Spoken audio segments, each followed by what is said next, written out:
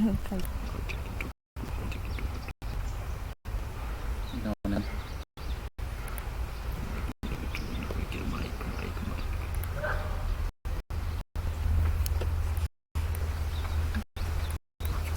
Kitu kukata hata nione. No. Yeah.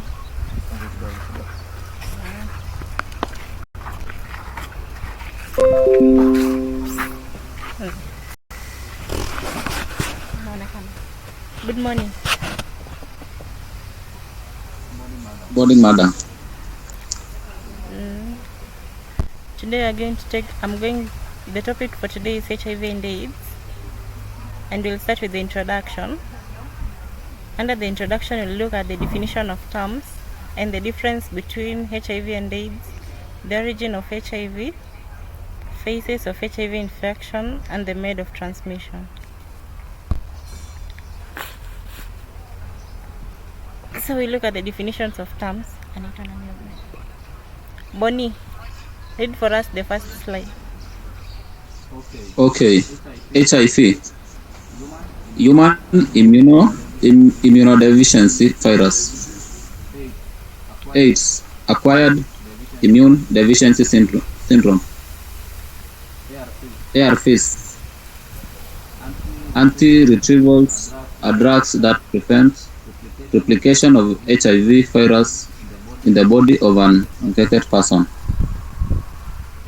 We also have the CD4 cells. It is a type of white blood cells that fight infections and they regulate the immune system. The last one, we have the viral load. This is the number of viral particles in the blood. Okay, thank you. Very good.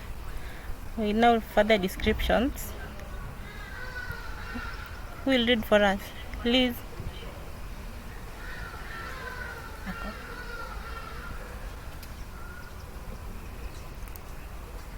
Okay, HIV, human immunodeficiency virus. H, it means that it only infects human beings. Then the immune system is weakened by the virus, and the virus attacks the body. Then in AIDS, acquired immunodeficiency syndrome. Acquired means it's not inherited. Then it weakens immune system. Then D, it creates the deficiency of CD4 cells in the immune system. The syndrome collection of signs and symptoms. Now look at the difference between HIV and AIDS. HIV is the virus that attacks the immune system, specifically the CD4 cells, while AIDS is the progression of HIV.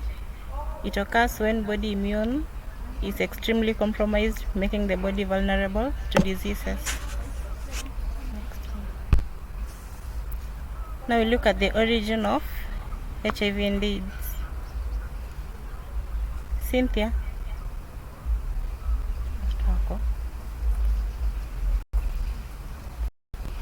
Yes. Read for us the next. The origin of HIV and AIDS. Through HIV, though HIV has no clear origin, scientists believe that it originally came from a virus particular to chimpanzees in West Africa during the 1930s. It was transmitted to humans through transfer of blood through hunting. Thank you. Now we look at the staging of HIV infection. The virus can be transmitted during each phase or stage. The first stage is seroconversion. This is where the infection of HIV occurs and the body starts developing antibodies. Individuals may experience flu-like symptoms and fever. The second stage is asymptomatic. During this stage, there are no signs of HIV on examination, but viruses keeps multiplying. Stage number 3 is symptomatic. The physical signs of HIV and infection starts showing. Then the last stage is it's characterized by opportunistic infections. It's the end stage disease. Okay, now we look at the HIV mode of transmission. Bonnie, read for us that slide. Okay. To contract HIV, certain body fluids infected with the virus must enter your bloodstream or come into contact with damaged tissue or mucous membranes of your rectum, vagina, opening of the penis or mouth.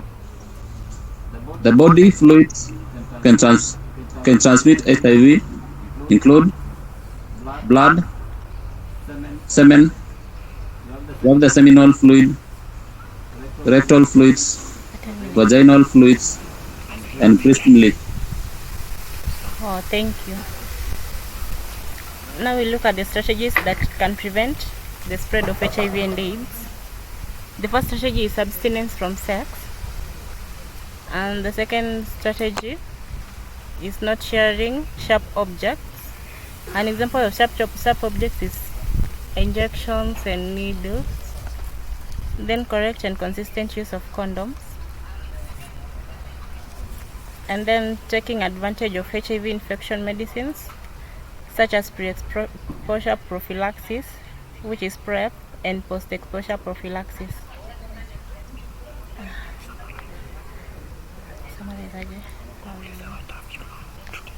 Okay. What have you learned today?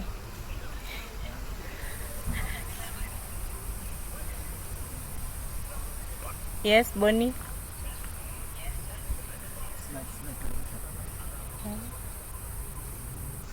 Okay, teacher, we have learned about the definition of terms, Yes. the difference between HIV and AIDS. Yes. What else? Cynthia?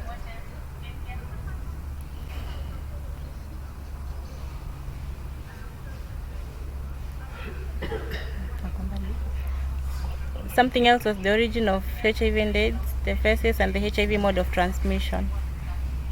Thank you for your time. Let's meet in the next class.